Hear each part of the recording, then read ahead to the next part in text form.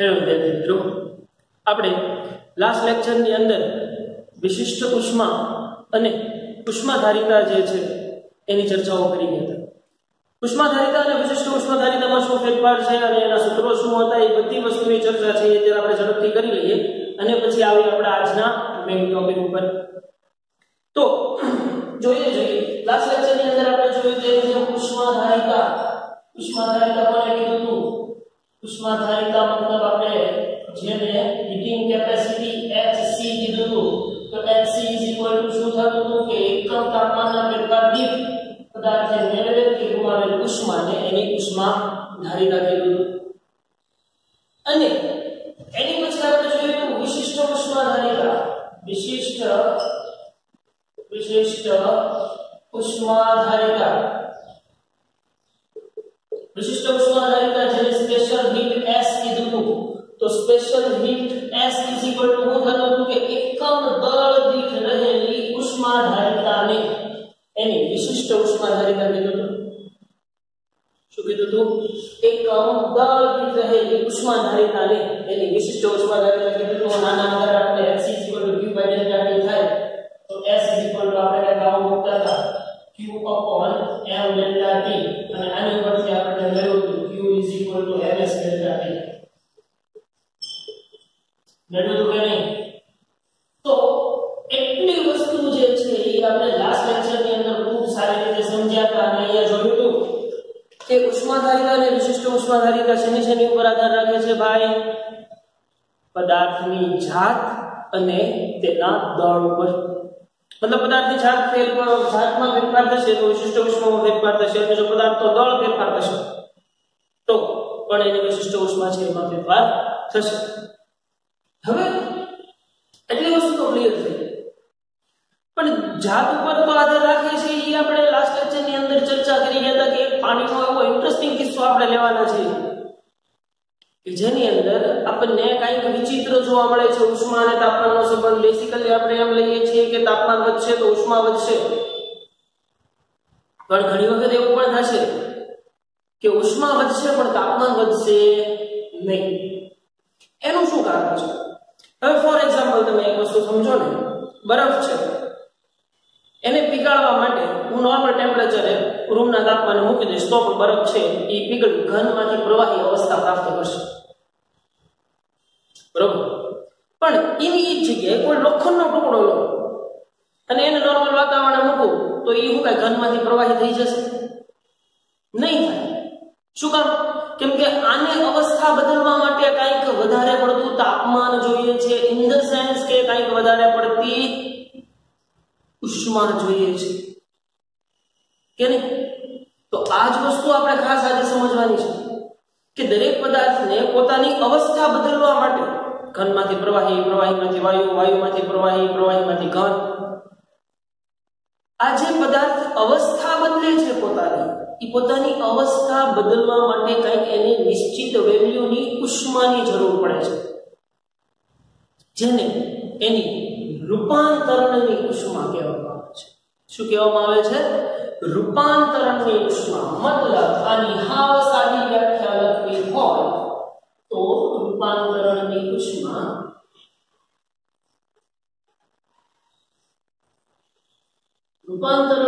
એટલે શું થશે કે જે તાપમાને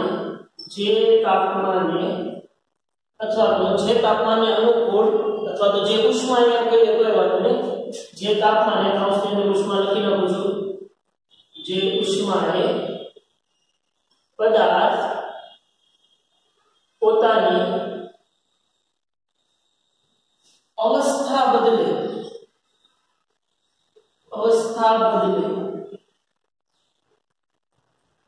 તે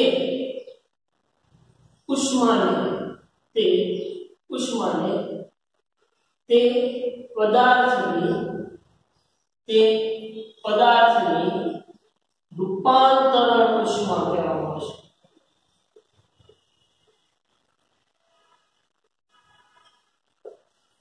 જે ઉષ્માને પદાર્થ પોતાની અવસ્થા બદલે છે એને એ પદાર્થની રૂપાંતરણ ઉષ્મા કહેવામાં આવશે. હવે રૂપાંતરણ ઉષ્મા સમજવા માટે એક કિસ્સો જે છે ને એને આપણે ખૂબ સારી રીતે યાદ રાખી લઈએ અને એને આપણે બેસિક રેગ્યુલર લાઈફની અંદર આપણે ઘણી બધી વખત અનુભવી ચૂકેલા હોય એટલે આપણને ખૂબ સારી રીતે ખબર. મારી પાસે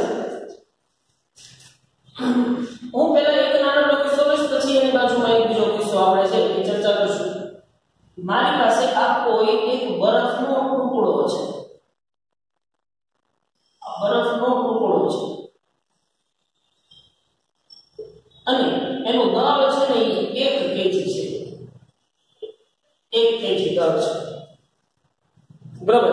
હજી અત્યારે આ 1 કિલો બરફ છે એ ફ્રીજમાં પડ્યો છે, હજી ફ્રીજની બહાર આપણે કાઢતા નથી.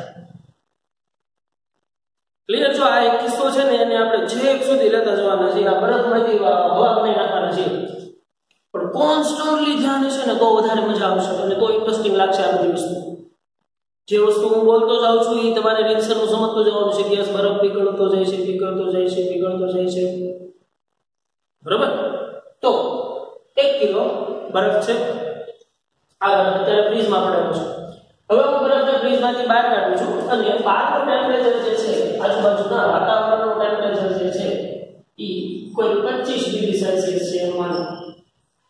બહારના વાતાવરણનું તાપમાન છે એ કોઈ 25 ડિગ્રી સેલ્સિયસ આસપાસનું છે, શિયાળાના દિવસો છે. બરોબર. એવી સિચ્યુએશન છે એવું આપણે ધારીએ. તો હવે શું થશે? કોણ ક્યાંથી ઉષ્મા મેળવશે, કોણ ઉષ્મા મેળવશે, કોણ ઉષ્મા ગુમાવશે? બરફને હું નોર્મલ વાતાવરણમાં લાવ્યો છું તો કોણ ઉષ્મા મેળવશે અને કોણ ઉષ્મા ગુમાવશે? તો તમને એક વસ્તુ સારી રીતે ખબર હોવી જોઈએ કે બરફ જે છે એ વાતાવરણમાંથી ઉષ્મા મેળવશે. બરફ વાતાવરણમાંથી ઉષ્મા મેળવશે તો એનો મતલબ એમ થયો કે વાતાવરણ છે એ ઉષ્મા ગુમાવશે. તો આ એક ડિફરન્સ ખાસ આપણને ખબર હોવી જોઈએ કે બરફ વાતાવરણમાંથી ઉષ્મા મેળવશે અને વાતાવરણ છે એ પોતાનામાંથી ઉષ્મા છે એ શું કરશે? ગુમાવશે. તો આ વાતાવરણ મેળવવાની અને ગુમાવવાની પ્રક્રિયા જે છે એ ક્યાં સુધી શરૂ રહેશે ભાઈ? કે જ્યાં સુધી આ બરફનું તાપમાન 25 ડિગ્રી સેલ્સિયસ ન થઈ જાય ત્યાં સુધી. પણ શું 25 ડિગ્રી સેલ્સિયસે બરફ રહેશે? નહીં રે. 25 ડિગ્રી સેલ્સિયસે બરફ શેમાં રૂપાંતર પામી જશે? પ્રવાહીમાં. કે નહીં? તો આના જ એક્સપેરિમેન્ટને ધ્યાનમાં લઈ અને હું એક આલેખ ડ્રો કરું છું. બધા ધ્યાનથી સમજવાનું છે કે તાપમાન વિરુદ્ધ ઉષ્માનો આલેખ ડ્રો કરું છું. તાપમાન વિરુદ્ધ ઉષ્માનો આલેખ જે છે એ હું ડ્રો કરું છું. આને બહુ શાંતિથી અને ધ્યાનથી સમજવાનો છે. આ આલેખ બહુ જ મહત્વનો છે આ ચેપ્ટરની દ્રષ્ટિએ. બરાબર. તાપમાન in ડિગ્રી સેલ્સિયસ. બરાબર. અને અહીંયા હું લઉં છું ઉષ્મા. જે ઊર્જા છે એટલે એમાં એક જૂલ અથવા તો કેલરી ગમે લઈ શકાય. બરાબર. હવે આ કિસ્સામાં તમને એક વસ્તુનું ખાસ ખબર હોવી જોઈએ કે ઘન પદાર્થના અણુઓ જે છે એ એકબીજા સાથે જકડાયેલા હોય છે અમુક એનર્જીથી. મતલબ કે એની પાસે કાંઈક તો ઊર્જા હશે, તે એની ઊર્જા ઝીરો આપણે કહી શકાશે નહીં. તો હું સરળતા ખાતર ચલો સીધી રીતે કરનાર સરળતા ખાતર. બરોબર. સરળતા ખાતર હું કેમ કે ભાઈ બરફ છે એ કઈ એક્ઝેક્ટ 0 ડિગ્રી એ નહીં હોય. એક્ઝેક્ટ 0 ડિગ્રી એ બરફ નહીં હોય. બરફ હશે કે સમથિંગ માઇનસ ડિગ્રી. તો હું મારી સ્કેલમાં છે ને એક અઝમ્પશન લઉં છું કે 0 છે હું અહીંયા દેખાડું છું. અહીંયાથી નીચેના બધા તમામ મજવાના છે, માઇનસ મજવાના છે. -1 -2 -3 -1. બરાબર. તો અત્યારે બરફ છે એને નોર્મલ વાતાવરણમાં લાવ્યો એટલે શું કરશે? વાતાવરણમાંથી ઉષ્મા જે છે એ શું કરશે? એ મેળવશે. એ ઉષ્મા મેળવશે એટલે એ માઇનસ સમથિંગ માઇનસ ડિગ્રી અથવા સમથિંગ એટલે હું એક્ઝેક્ટ નથી કહેતો કે કેટલો ઠંડો હતો. સમથિંગ માઇનસ ડિગ્રીમાંથી એનું તાપમાન છે એ ધીમે ધીમે વધશે. તો અહીંયા 0 ડિગ્રી સેલ્સિયસ આગળ જો એક્ઝેક્ટ 0 ડિગ્રી સેલ્સિયસ આગળ અહીંયા બરફ છે એનું શેમાં રૂપાંતર થવા મળશે? પાણીમાં. જો ખાસ આ વસ્તુ સમજવાની છે. 0 ડિગ્રી સેલ્સિયસ બરફનું રૂપાંતર શેમાં થવા મળશે? પાણીમાં રૂપાંતર થવાની શરૂઆત થશે. જો આ વર્ડ છે ને બહુ ઇમ્પોર્ટન્ટ છે. રૂપાંતરણની શરૂઆત એ બહુ મહત્વની વસ્તુ છે. 1 કિલો બરફ છે એ કઈ સડનલી 0 ડિગ્રી આવીને આપને હું એમ લાગે છે કે અચાનક બરફ છે ભપ શાળાનું પાણી થઈ જાય? નહીં, આપણને ખબર છે કે ધીમે ધીમે પાણી થાય છે. મતલબ કે બરફમાંથી ઘનમાંથી પ્રવાહી થવાની શરૂઆત થશે. 0 ડિગ્રી સેલ્સિયસે બરફ છે એ પ્રવાહીમાં રૂપાંતર થવાની શરૂઆત થશે, પાણીમાં રૂપાંતર થવાની શરૂઆત થશે. તો હવે જ્યાં સુધી, જો એક વસ્તુ એ પણ નોટ કરો, જ્યાં સુધી આ સંપૂર્ણ બરફ છે એ પાણીમાં રૂપાંતર ન થઈ જાય ત્યાં સુધી એ પાણીનું તાપમાન જે છે એ 0 ડિગ્રી સેલ્સિયસ જ રહેશે. કેમ? કેમ કે વાતાવરણનું તાપમાન નો ડાઉટ 25 ડિગ્રી છે, પણ એના ટચમાં રહેલો બરફ છે, કેમ કે આપણે અડધો માન કે પીગળી અડધો બાકી છે, તો અડધો છે એનું તાપમાન તો સમથિંગ માઇનસ ડિગ્રી છે ને, જે આ રહેલા પાણીનું તાપમાન એટલું બધું ઝડપથી વધવા દેશે નહીં. એટલા માટે 0 ડિગ્રી સેલ્સિયસ બાદ કંઈક ઉષ્મા વધશે, પણ તાપમાનનું મૂલ્ય છે એ વધશે નહીં. ઉષ્માનું મૂલ્ય વધશે પણ તાપમાનનું મૂલ્ય વધશે નહીં. જુઓ અહીંયા 0 ડિગ્રી સેલ્સિયસ જો ઉષ્માનું મૂલ્ય વધતું જાય પણ તાપમાન વધ્યું નહીં. અને એક સમય એવો આવ્યો કે હવે આ જે બરફ હતો ભાઈ, આ જે બરફ હતો એ સંપૂર્ણપણે શેમાં રૂપાંતર થઈ ગયું છે? હવે પાણીમાં રૂપાંતર થઈ ગયું છે. હવે આ શું છે? 0 ડિગ્રી સેલ્સિયસ વાળું પાણી છે. હજી હું કહું છું 0 ડિગ્રી સેલ્સિયસ વાળું પાણી છે. જ્યાં સુધી બરફ સંપૂર્ણપણે પાણીમાં રૂપાંતર નહીં થઈ જાય ત્યાં સુધી તેનું તાપમાન છે એ 0 ડિગ્રી સેલ્સિયસ જ રહેશે. ક્લિયર? તો પાણી માટે એક્સપેરિમેન્ટલ વેલ્યુ છે કે આ વેલ્યુ કેટલી હશે? તો આ વેલ્યુ છે એ હશે, અહીં વેલ્યુની પાછળ આપણે નથી મળતા, વેલ્યુ ચલો આપણે આગળ જતા ઓળખી જવાના છે. પહેલા અત્યારે આપણે જે સ્લોપમાં ચાલીએ છીએ સ્લોપમાં ચાલીએ 0 ડિગ્રી સેલ્સિયસ વાળું પાણી થઈ ગયું, નોર્મલ ટેમ્પરેચર મૂકેલું છે. એટલે હવે શું થશે? ધીમે ધીમે ધીમે ધીમે આ પાણી છે એનું તાપમાન છે એવું થશે, વધશે. એક ટેમ્પરેચર વચ્ચેનું સડન કોઈ એવું ટેમ્પરેચર આવ્યું કે આ રૂમ ટેમ્પરેચર આવી ગયું, માનો કે 25 ડિગ્રી મેં કીધું ને 25 ડિગ્રી સેલ્સિયસ આવી ગયું, ચલો રૂમ ટેમ્પરેચર પહોંચી ગયું.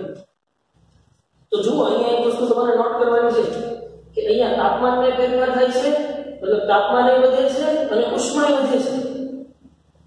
બરોબર? તાપમાન પણ વધે છે અને ઉષ્મા પણ વધે છે.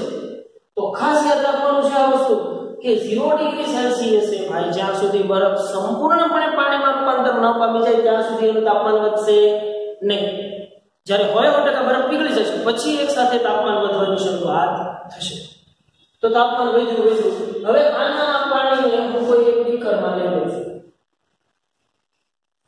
25 ડિગ્રી સેલ્સિયસ રૂમ ટેમ્પરેચર થઈ ગયું છે. હવે આપણે બીકરમાં લઈ લેવું છે 1 કિલો પાણી છે, બરોબર? હવે એને હું નીચે કોઈ આ બર્નર વડે ગરમ કરું છું. એટલે શું થશે?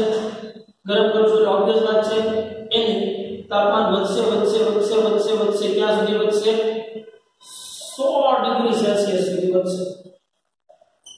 100 ડિગ્રી સેલ્સિયસ સુધી એનું તાપમાન વધશે અને આ પાણી છે એકદમ ઉફાળવામાં આવશે, જેને આપણે પાણીનું બોઇલિંગ પોઈન્ટ કહીએ છીએ, ઉત્કલન બિંદુ.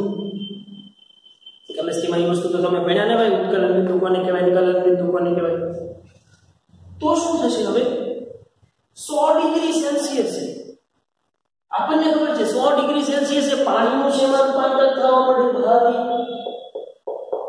વરાળમાં. તો આ જે છે એ નથી કહેવાય, એની વરાળ થઈ કહેવાય. 100 ડિગ્રી સેલ્સિયસે શું થવાની શરૂઆત થશે? આના આ જ પાણીની વરાળમાં રૂપાંતર થવાની શરૂઆત થઈ જશે. તો 100 ડિગ્રી સેલ્સિયસે વરાળમાં રૂપાંતર થવાની શરૂઆત થઈ, પણ તમને એમ થશે કે અહીંથી બર્નર તો મારું શરૂ છે, સતત તાપમાનમાં આપું જ છું, તો આનું તાપમાન વધવું જોઈએ 100 ડિગ્રી સેલ્સિયસ કરતા વધશે નહીં. કેમ નહીં વધે? કેમ કે જ્યાં સુધી આ બધું જ પાણી છે વરાળમાં રૂપાંતર નહીં થઈ જાય ત્યાં સુધી એનું તાપમાન વધશે નહીં, પરંતુ ઉષ્મા છે એક્સ્ટ્રીમ કન્ડિશનમાં વધશે. ઉષ્મા ખૂબ વધશે એટલે તમારે અહીંયા આલેખને કાપો મૂકવો પડશે, કેમ કે આ ઉષ્માનું વેલ્યુ છે ને ખૂબ જ મોટી હશે. આ ઉષ્માની વેલ્યુ છે એ કેવી હશે? ખૂબ જ મોટી હશે. તો જુઓ અહીંયા 100 ડિગ્રી સેલ્સિયસે આ પાણીનું તાપમાન વધતું નથી, પરંતુ એની ઉષ્મા છે એ ખૂબ જ બધી વધે છે, જે 2256 કિલો જૂલ સમથિંગ હશે. તો કહેવાનો મતલબ અહીંયા શું છે કે જુઓ ભાઈ, જ્યાં સુધી 100% પાણીમાંથી વરાળ નહીં થઈ જાય, ત્યાં સુધી આ પાણીનું તાપમાન છે 100 ડિગ્રી સેલ્સિયસ જ રહેશે. એના તાપમાનમાં કઈ વધારો થશે નહીં. જેમ અહીંયા કેમ હતું કે 0 ડિગ્રી સેલ્સિયસે બરફ પીગળવાની શરૂઆત થાય છે, અને જ્યાં સુધી 100% મતલબ 1 કિલો બરફ પીગળી નહીં જાય ત્યાં સુધી એનું તાપમાન વધશે નહીં. ત્યાં સુધી જે વાતાવરણમાંથી ઉષ્મા મેળવશે તો જો ઉષ્મા તો વધે જ છે, ઉષ્મા તો મેળવશે જ, પરંતુ એનું તાપમાન વધશે નહીં. કેમ કે ઓબ્વિયસ વાત છે. અહીંયા તમે સમજી ગયા કે ઉષ્માધારિતા દળ ઉપર આધાર રાખે છે. તો પેલા 100 ગ્રામે તો 0 ડિગ્રી સેલ્સિયસ પ્રાપ્ત કરી લીધું, પણ હજી બાકીના 900 ગ્રામને 0 ડિગ્રી સેલ્સિયસ પ્રાપ્ત કરવાનું બાકી છે ને, એટલે એ તો ઉષ્મા મેળવશે જ તે. મતલબ એકમ દળ દીઠ રહેલી ઉષ્માધારિતાને એની વિશિષ્ટ ઉષ્માધારિતા કહેવાય. એટલે પાણી પાસે કઈ વિશિષ્ટ ઉષ્માધારિતા છે કે જ્યાં સુધી એનો સંપૂર્ણ દળ છે એ કોઈ એટ પોઈન્ટ ટેમ્પરેચર નો પ્રાપ્ત કરે ત્યાં સુધી એ તાપમાનમાં વધારો કરશે નહીં. સોરી. તો કહેવાનો મતલબ અહીંયા શું છે કે દરેક પદાર્થ છે એ જ્યારે અવસ્થા બદલે છે. હવે અહીંયા શું થયું ભાઈ? અહીંયા હું તમને કહું, ઘનમાંથી પ્રવાહી થયું, અને અહીંયા શું થયું ભાઈ? તો કે પ્રવાહીમાંથી વાયુ થયું. અત્યારે આપણે આ સ્વરૂપમાં આ રીતે ચાલતા ગયા છે, બરોબર? આ ડિરેક્શનમાં જેમ આનાથી ઉલટી ડિરેક્શનમાં આપણે ચાલે. તો એક વસ્તુ આની ઉપરથી પ્રયોગ ઉપરથી ખબર પડી કે જ્યારે પદાર્થ અવસ્થા બદલે છે ને એ દરમિયાન તાપમાન નથી બદલાતું, પરંતુ ઉષ્મામાં ઘણો બધો ફેરફાર થાય છે. જ્યારે પદાર્થ અવસ્થા બદલે છે, મતલબ ઘનમાંથી પ્રવાહી કે પ્રવાહીમાંથી વાયુમાં જાય છે, ત્યારે અવસ્થા બદલવા દરમિયાન પદાર્થ ઉષ્મામાં ફેરફાર થાય છે, પરંતુ તાપમાનમાં ફેરફાર થતો નથી. એવી જ રીતે હવે તમે એક વસ્તુ સમજો તો લોખંડ હોય એનો બોઇલિંગ પોઈન્ટ કોઈ સમથિંગ ડિગ્રી સેલ્સિયસ હોય, તો એ સમથિંગ ડિગ્રી સેલ્સિયસે શું થાય છે? એ લોખંડ પીગળવાની શરૂઆત થાય છે. જ્યાં સુધી એ લોખંડ સંપૂર્ણપણે પીગળી નહીં જાય ત્યાં સુધી એ પદાર્થનું તાપમાન, એ જે પ્રવાહી એકઠું થાય છે એ પ્રવાહીનું તાપમાન છે એ વધશે નહીં. તો અહીંયા પણ 100 ડિગ્રી સેલ્સિયસે શું થાય છે? વરાળમાં રૂપાંતર થવાની શરૂઆત થાય છે. હજી 100% થયું નથી. 100 ડિગ્રી સેલ્સિયસે વરાળમાં રૂપાંતર થવાની શરૂઆત થાય છે. તો અને જ્યાં સુધી સંપૂર્ણ પાણી છે વરાળમાં રૂપાંતર નહીં થઈ જાય ત્યાં સુધી એ પાણીનું તાપમાન 100 ડિગ્રી સેલ્સિયસ જ રહેશે. અને 100 ડિગ્રી સેલ્સિયસ રહેલા પાણી કરતાં 100 ડિગ્રી સેલ્સિયસ રહેલી વરાળ છે એ વધારે ઘાતક હોય છે. કેમ કે ભાઈ 100 ડિગ્રી સેલ્સિયસ અહીંયા જો ઉષ્માનું મૂલ્ય કોઈ એટલું જ છે, પણ એની જ વરાળ છે એનું મૂલ્ય એટલું બધું છે.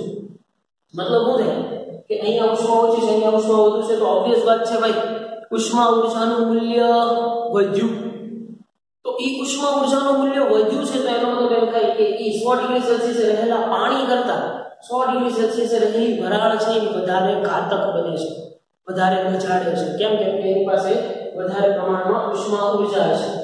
જ્યારે અહીંયા તો શું થયું છે, હજી અહીંયા શું થયું છે, આ જે પોઈન્ટ છે ને એનો બહુ હરખી યાદ રાખવાના છે. અહીંયા આ પોઈન્ટ બિંદુએ અને આ બિંદુએ શું થાય છે? ઘન છે એ પ્રવાહીમાં રૂપાંતર પામવાની શરૂઆત થાય છે. સેમ અહીંયા આ બિંદુએ શું થાય છે? હજી પ્રવાહી છે એ વાયુમાં રૂપાંતર થવાની શરૂઆત થાય છે. આ આલેખને ખૂબ સારી રીતે સમજો છોકરાઓ. ઘણા બધા દાખલાઓની અંદર આ આલેખ આપણે યુઝ કરવાનો થશે, ત્યારે વારંવાર હું આ બધા નાના પોઈન્ટની ચર્ચા કરીશ નહીં. ત્યારે તમને સ્ટ્રાઇક થઈ જવી જોઈએ કે યસ આ બિંદુની વાત કરે છે તો એ બિંદુએ આ અવસ્થામાંથી આ અવસ્થામાં રૂપાંતર થવાની શરૂઆત થાય છે, બરોબર. તો પ્રવાહીમાંથી વાયુ અને ઘનમાંથી પ્રવાહી રૂપાંતરણ દરમિયાન ઉષ્માનું મૂલ્ય વધુ હોય છે ત્યારે તાપમાનનું મૂલ્યમાં ફેરફાર થતો નથી. ક્લિયર? જેને કહેવામાં આવે છે એની રૂપાંતરણની ઉષ્મા. રૂપાંતરણની ઉષ્મા મતલબ શું થાય કે જે તાપમાને અથવા તો જે ઉષ્માએ પદાર્થ પોતાની અવસ્થા બદલે તે ઉષ્માને તે પદાર્થની રૂપાંતરણની ઉષ્મા કહે છે. ક્લિયર ભાઈ? તો હવે આ જે રૂપાંતરણની ઉષ્મા છે ને એ બધી જુદી જુદી છે. આ રૂપાંતરણની ઉષ્મા છે ને એની લેટેન્ટ હીટ કહેવામાં આવે છે. શું કહેવામાં આવે છે? લેટેન્ટ હીટ. જેની સંજ્ઞા છે એ આપણે એર વડે દર્શાવીશું. તો અહીંયા શું થાય છે? ઘનમાંથી પ્રવાહી. તો ઘનમાંથી પ્રવાહી એટલે ફ્યુઝન થયું કહેવાય. તો જેને કહેશું આપણે LF. ઘનમાંથી પ્રવાહીમાં રૂપાંતર પામતી ઉષ્માને એની ઠારણ ઉષ્મા અથવા તો એમ કહેવાય કે ઠારણ ઉષ્મા નહીં, એની ફ્યુઝન ઉષ્મા કહેવામાં આવશે. અને લેટેન્ટ હીટ ઓફ વેપરાઇઝેશન અહીંયા શું થાય છે? પ્રવાહીમાંથી વાયુ મતલબ અહીંયા જે આ જે ઉષ્માનો ગાળો છે એને કહેવામાં આવશે LV, લેટેન્ટ હીટ ઓફ વેપરાઇઝેશન. અને આની કહેવાય છે લેટેન્ટ હીટ ઓફ ફ્યુઝન. શું કહેવામાં આવશે? લેટેન્ટ હીટ ઓફ ફ્યુઝન અને લેટેન્ટ હીટ ઓફ વેપરાઇઝેશન. હવે દરેક પદાર્થ છે એની LF અને LV છે એ જુદી જુદી હોવાની. કેમ કે ખબર છે પદાર્થની જાત જ ચેન્જ થઈ તો ઉષ્માધારિતા ચેન્જ થઈ, તો વિશિષ્ટ ઉષ્માધારિતા ચેન્જ થઈ તો રૂપાંતરણની ઉષ્મા પણ ચેન્જ થશે. આ એક ચેનલ છે ને એ બેહારી લેવાની છે મનમાં, રાઈટ? તો આ LF અને LV હવે આના આલેખનું જો રિવર્સમાં કરું તો આવું થયો. માનો કે મારી પાસે આ સંપૂર્ણપણે વરાળમાં રૂપાંતર થઈ ગયું. તો સંપૂર્ણપણે વરાળમાં રૂપાંતર થઈ એટલે હવે આ જે છે અહીંયા શું છે? વરાળનું તાપમાન વધે છે. વરાળનું તાપમાન વધે છે. હવે એની બદલે હું કરું? આ વરાળને હું ધીમે ધીમે ઠંડી પાડું છું. મતલબ એનું તાપમાન છે હું કરું છું ઘટાડું છું. તો આ પોઈન્ટે શું શરૂ થશે? જો એનાથી ઉલટું આ પોઈન્ટે શું શરૂ થશે? આ વરાળથી પ્રવાહીમાં રૂપાંતર થવાની શરૂઆત થશે. તો જ્યાં સુધી એને આટલી ઉષ્મા નહીં મળે ત્યાં સુધી એ સંપૂર્ણપણે કાંઈ પ્રવાહીમાં રૂપાંતર પામશે નહીં. તો આનાથી ઉલટી પ્રોસેસમાં આ બિંદુએ છે એ અવસ્થા રૂપાંતરણની શરૂઆત થઈ એમ કહેવાય. તો ચલો વરાળ છે અને ઠંડી પાડી 100 ડિગ્રી સેલ્સિયસે લાવ્યા એટલે 100 ડિગ્રી સેલ્સિયસે શું થયું? એનું પાણીમાં રૂપાંતર થવાની શરૂઆત થઈ. ત્યાં સુધી ઉષ્મા મેળવશે ત્યાં સુધી 100% પાણીમાં રૂપાંતર નહીં થાય જ્યાં સુધી LV જેટલી ઉષ્મા નહીં મેળવી લે ત્યાં સુધી. માનો કે LV જેટલી ઉષ્મા મેળવી લીધી તો હવે એ 100 ડિગ્રી સેલ્સિયસે રહેલું પાણી કહેવાશે. હવે એ પાણીનું તાપમાન ધીમે ધીમે ઘટાડતા રૂમ ટેમ્પરેચર આવી ગયા. હવે રૂમ ટેમ્પરેચરેથી લઈ અને એને શેમાં મૂકી દો? ફ્રીઝમાં મૂકી દો. તેનું તાપમાન ઘટતું જાય 0 ડિગ્રી સેલ્સિયસે અહીંયા શું થશે? પાણીમાંથી બરફમાં રૂપાંતર થવાની શરૂઆત થશે. આ બિંદુએ પાણીમાંથી બરફમાં રૂપાંતર થવાની શરૂઆત થશે. અને જ્યાં સુધી સંપૂર્ણપણે બરફમાં કેમ નહીં રૂપાંતર પામી જાય? જ્યાં સુધી એને અતિ ઉષ્મા નહીં મળે ત્યાં સુધી. અચ્છા, આપણે કાચો બરફ જોયેલો છે તો એનો મતલબ શું થાય કે કાચો બરફ પછી આની આસપાસ હશે કે જ્યાં હજી બરફ બનવાની શરૂઆત થઈ છે. બરફ 100% બન્યો નથી તો એને કહેવામાં આવશે એની લેટેન્ટ હીટ ઓફ ફ્યુઝન. તો જ્યાં સુધી 100% લેટેન્ટ હીટ ઓફ ફ્યુઝન નહીં મેળવી લે ગુમાવી દે અહીંયા ઉષ્મા છે ગુમાવતા જાય છે. જ્યારે આ આલેખમાં આવે છે ત્યારે ઉષ્મા મેળવતા જતા. બરોબર? એટલે એ ખાસ તમને યાદ હોવું જોઈએ કે ક્યારે ઉષ્મા મેળવાય છે ક્યારે ગુમાવાય છે. તો અહીંયા સુધી 100% બરફમાં રૂપાંતર થઈ જાય છે અને પછી બરફનું ટેમ્પરેચર છે એ -something ડિગ્રી જે કે તમારા ફ્રીજનું સેટઅપ હશે એ પ્રમાણે પહોંચી જશે. તો આખો સેટઅપ હવે ક્લિયર છે ભાઈ. હું મેઇન વસ્તુ યાદ રાખવાની છે કે ભાઈ જ્યારે પદાર્થ અવસ્થા બદલે છે ત્યારે કંઈક એને અવસ્થા રૂપાંતરણની જરૂરી ઉષ્મા જરૂર હોય છે. જ્યાં સુધી સંપૂર્ણ ઉષ્મા પ્રાપ્ત નહીં કરી લે ત્યાં સુધી તાપમાન વધશે નહીં. એવી જ રીતે જ્યારે ઘનમાંથી પ્રવાહી અને પ્રવાહીમાંથી વાયુ જ્યારે અવસ્થા રૂપાંતરણ દરમિયાન જ્યારે પદાર્થ પોતાના અવસ્થા રૂપાંતરણ જેટલી લેટેન્ટ હીટ નહીં પ્રાપ્ત કરી લે ત્યાં સુધી એનું તાપમાન વધશે નહીં. ક્લિયર ભાઈ? તો જોઈએ એની વસ્તુ આપણે રૂપાંતરણની ઉષ્મા. જ્યારે કોઈ ઘન કે પ્રવાહી પદાર્થને ઉષ્મા આપવામાં આવે છે ત્યારે તેનું તાપમાન વધે છે તેવું જરૂરી નથી. ક્યારેક પદાર્થ ઉષ્માનું શોષણ કરીને બીજી અવસ્થા પણ પ્રાપ્ત કરે છે. કોઈ ઘન પદાર્થને પીગાળીને પ્રવાહી અવસ્થામાં લાવવા માટે એટલે ઘન પદાર્થના દ્રઢ માળખામાં રહેલા અણુઓને મુક્ત કરવા માટે ઉષ્મા આપવી પડે છે. દાખલા તરીકે બરફનું પાણીમાં રૂપાંતર. એ જ રીતે જ્યારે પ્રવાહી થીજીને ઘન અવસ્થા પ્રાપ્ત રૂપાંતર કરે છે ત્યારે ઉષ્મામાં પ્રવાહીમાંથી ઉર્જા મુક્ત થાય છે. મેં કીધું એની જેમ અહીંયા હું કરી છે ઘનમાંથી પ્રવાહી થશે તો ઉષ્મા મેળવશે. બરફ પાણીમાં રૂપાંતર થાય તો બરફ છે શું કરે છે? ઉષ્મા મેળવે છે. પણ જો પ્રવાહીમાંથી ઘનમાં મતલબ પાણીમાંથી બરફ બનાવવો હોય તો શું કરવું પડે? પાણીએ ઉષ્મા ગુમાવવી પડે. એટલે આ ઉષ્મા મેળવવી અને ગુમાવવા વચ્ચેનો ડિફરન્સ એ ખાસ ક્લિયર હોવો જોઈએ. તો કોઈ પ્રવાહીનું વરાળમાં રૂપાંતર કરવા માટે ઉષ્મા આપવી પડે છે. દાખલા તરીકે પાણીનું વરાળમાં રૂપાંતર. તે જ રીતે જ્યારે વાયુના અણુઓ ભેગા થઈને પ્રવાહી સ્વરૂપમાં ઠારણ પામે છે ત્યારે વાયુમાંથી ઉર્જા મુક્ત થાય છે. વ્યાપક રીતે એકમ દળના કોઈ પદાર્થનું એક અવસ્થામાંથી બીજી અવસ્થામાં રૂપાંતર કરવા માટે આપવી પડતી ઉષ્માને રૂપાંતરણની ઉષ્મા કહે છે. એકમ દળના કોઈ પદાર્થનું એક અવસ્થામાંથી બીજી અવસ્થામાં રૂપાંતર કરવા માટે આપવી પડતી ઉષ્માને એટલે આપણે આની ઉપરથી એમ વ્યાખ્યા હજી એક બનાવી નાખી કે એકમ દળના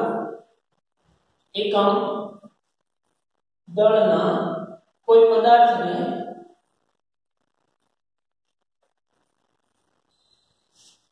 અવસ્થા રૂપાંતરણ માટે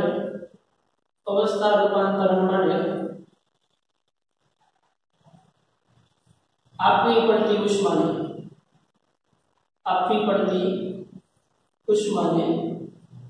રૂપાંતરણ ઉષ્મા કહે છે. તો એકમ દળના પદાર્થ એટલે L latent heat. L બરાબર તો આપણે શું એને latent heat કહીશું. પછી Lf અને Lv છે એ શેની પર ડિપેન્ડ છે કે ભાઈ ઘનમાંથી પ્રવાહી થાય છે કે પ્રવાહીમાંથી વાયુ થાય છે. એ આપણે Lf Lv પછી નામશું. તો એકમ દળના એટલે L એકમ દળના m આપવી પડતી ઉષ્માને Q. તો Q તમને શું મળ્યું? m L બરાબર કે નહીં? તો m દળના પદાર્થનું મૂળ સ્વરૂપ બીજી અવસ્થામાં રૂપાંતરણ માટે જરૂરી ઉષ્મા Q બરાબર એનર્જી. વ્યાખ્યા અનુસાર એકમ દળના પદાર્થ એટલે શું? એટલે L Q/m થશે. એકમ દળના પદાર્થની અવસ્થા બદલવા માટે આપવી પડતી ઉષ્માને એની લેટેન્ટ હીટ કહેવામાં આવશે. તો L Q/m. તો Q ml. જો ઇફ્યુઝન હોય તો mlf અને જો વેપરાઇઝેશન હોય તો mlv. સિમ્પલ. તો કોઈ પ્રવાહીનું વાયુમાં અથવા તો વાયુનું પ્રવાહીમાં રૂપાંતર કરવા માટેની જરૂરી ઉષ્માને બાષ્પીય ઉષ્મા, ઉત્કલન મુક્ત ઉષ્મા જેને LV કહેવામાં આવે છે. બરાબર? જેને આપણે વેપરાઇઝેશન કીધું. સામાન્ય રીતે પાણી માટે LV વડે કેટલું છે? 2256 કિલો જૂલ પર કેજી. મતલબ કે 1 કિલો પાણીને વરાળમાં રૂપાંતર કરવા માટે કેટલી ઉર્જાની જરૂર પડે છે? 2256 કિલો જૂલ. તો LV છે કેટલું છે? 2256 કિલો જૂલ પર કેજી. કેટલું છે? 2256. એવી જ રીતે જ્યારે ઘનમાંથી પ્રવાહીમાં રૂપાંતર થવા માટે LF નું મૂલ્ય છે એ છે 333 કિલો જૂલ પર કેજી છે. આનો મતલબ એમ થાય કે તમારે 1 કિલો બરફને પાણીમાં કે 1 કિલો પાણીને બરફમાં રૂપાંતર કરવા માટે 333 કિલો જૂલ ઉષ્માનો ફેરફાર થવો જોઈએ. હું કામ શબ્દ ફેરફાર બોલ્યો કેમ કે જો ઘનમાંથી પ્રવાહીમાં હોય તો એને કેટલી ઉષ્મા આપવી પડશે? 1 કિલો બરફને 0 ડિગ્રી સેલ્સિયસ નું પાણી બનાવવા માટે 333 કિલો જૂલ પર કેજી જેટલી ઉષ્માની જરૂર પડશે. અને એવી જ રીતે પ્રવાહીમાંથી વાયુમાં રૂપાંતર થવા માટે 2256 કિલો જૂલ પર કેજી જેટલી ઉષ્મા આપવી પડશે. ક્લિયર? પણ એ બધા આનાથી ઉલટું હોય તો આટલી ઉષ્મા મુક્ત કરવી પડશે. પ્રવાહીમાંથી ઘન બનાવવું હોય તો એટલી ઉષ્મા મુક્ત કરવી પડશે. એટલી વસ્તુ તો તમને ખબર પડે છે. સિમ્પલ ગુમાવવી અને મેળવવી શું છે. ક્લિયર? તો એકમ તલના ઘન પદાર્થનું પ્રવાહીમાં રૂપાંતર અથવા તો પ્રવાહીનું ઘનમાં રૂપાંતર કરવા માટે જરૂરી ઉષ્માને ગલનગુપ્ત ઉષ્મા LF કહેવામાં આવે છે, જેનું મૂલ્ય 333 કિલો જૂલ પર કેજી છે. મતલબ 1 કિલો બરફને પીગાળવા માટે 333 કિલો જૂલ ઉષ્મા આપવી પડે, અથવા તો 1 કિલો 0 ડિગ્રી સેલ્સિયસે રહેલા 1 કિલો પાણીને સંપૂર્ણપણે બરફમાં રૂપાંતર કરવા માટે 333 કિલો જૂલ જેટલી ઉષ્મા ગુમાવવી પડે. કહી શકાય ને, ગુમાવવી અને મેળવવી આ બધી વસ્તુ છે એને સેપરેટ કરતા જઈએ.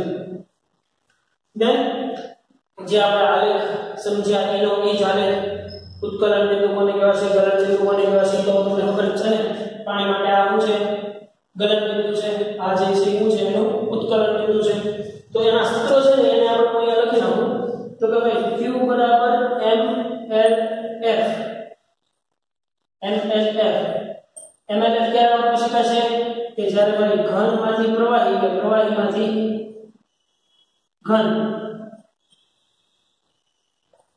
ઘનમાંથી પ્રવાહી કે પ્રવાહીમાંથી ઘન અવસ્થા દરમિયાન MLF વાપરશું. અને Q બરાબર MLB ક્યારે વાપરશું? કે જ્યારે ભાઈ પ્રવાહીમાંથી વાયુ અથવા તો વાયુમાંથી પ્રવાહીનું રૂપાંતર થાય ત્યારે. ક્લિયર? આટલી વસ્તુ છે એ ખાસ આટલી ખબર હોવી જોઈએ કે Q બરાબર MLF ક્યારે વાપરશું? L જ છે, પણ L of latent heat of fusion ક્યારે વાપરશું? જ્યારે ઘનમાંથી પ્રવાહીમાંથી ઘનમાં જતા હોય ત્યારે.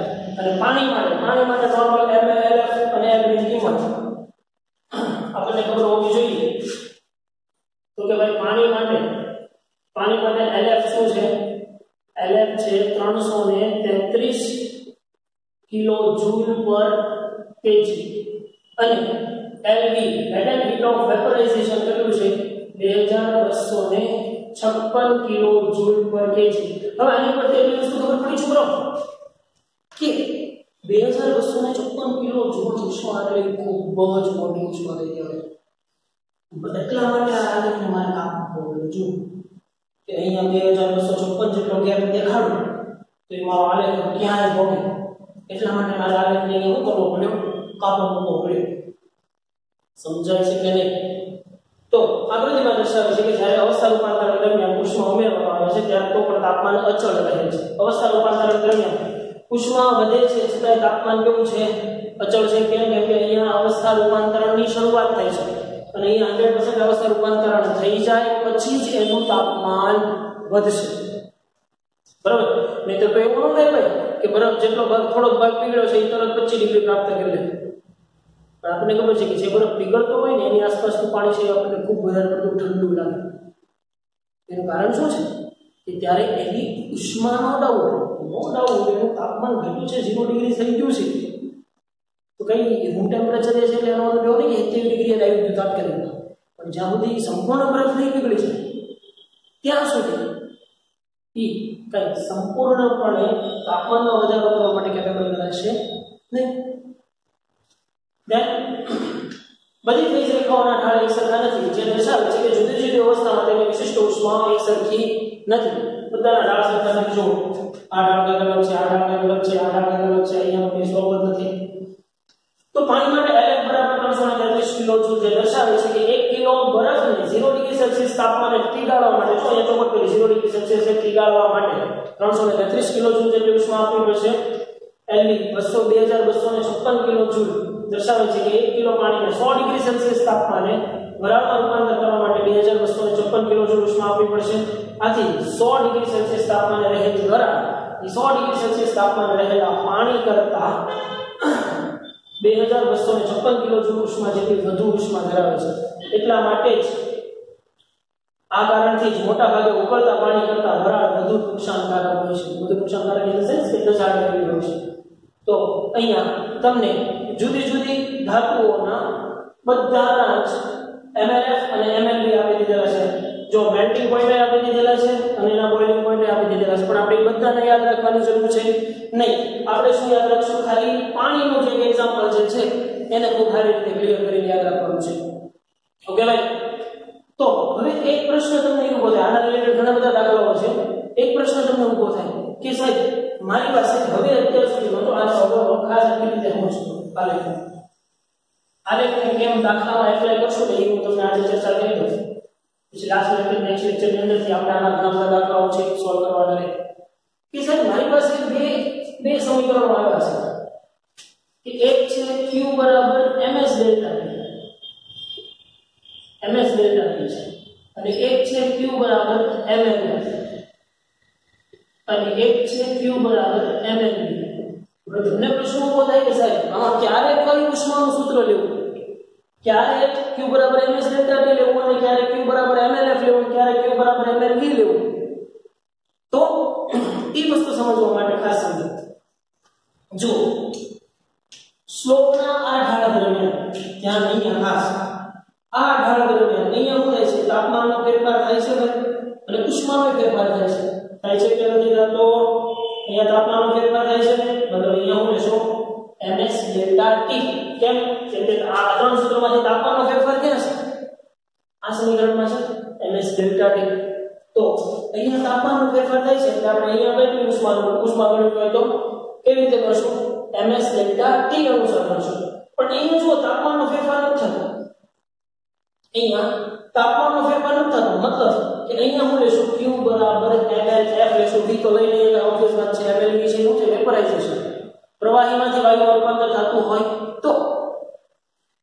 અને આ સ્લોપ દરમિયાન 0 ડિગ્રી થી આ 100 ડિગ્રી સેલ્સિયસ વાળા પાર્ટ દરમિયાન અહીંયા કયું સૂત્ર વાપરશું ભાઈ? જુઓ જોઈએ, તાપમાનમાં ફેરફાર થાય છે.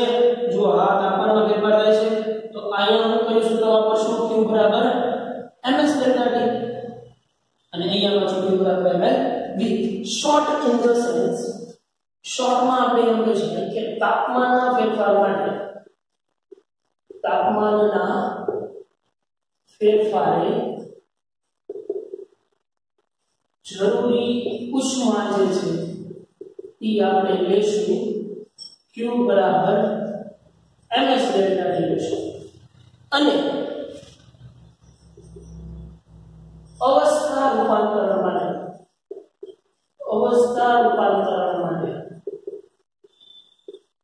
q બરાબર mlf અથવા તો q બરાબર mlv લેશું.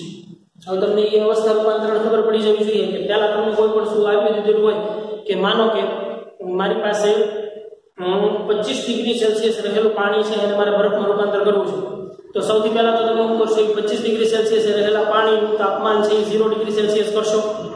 તો એ 25 થી 0 ડિગ્રી સેલ્સિયસ તાપમાને રૂપાંતર કરવા માટેની રૂપાંતરણ ઉષ્મા q બરાબર ms ડેલ્ટા t તરીકે કરશો. કેમ કે એ સમય દરમિયાન શું થાય છે? 25 ડિગ્રી થી 0 ડિગ્રી સેલ્સિયસ નો તાપમાન તફાવત છે. તો એ પહેલા તો તફાવત જેટલી ઉષ્મા છે એ શું કરવી પડશે? મુક્ત કરવી પડશે. તો એ મુક્ત કરવા માટે q બરાબર ms ડેલ્ટા t યુઝ કરશું. અને પછી 0 ડિગ્રી સેલ્સિયસ શું થશે? પાણી જે છે એ શેમાં રૂપાંતર? બરફમાં રૂપાંતર થવાની શરૂઆત થશે. અને એને મારે 100% બરફમાં રૂપાંતર કરવો છે તો ઓબ્વિયસ વાત છે 333 કિલો જૂલ પર કેજી જેટલી ઉષ્મા એટલી ઉષ્મા છે એ પાણીએ ગુમાવવી પડશે. તો એના માટેની જરૂરી ઉષ્મા કેટલી કરશો? q બરાબર mlf જેટલી.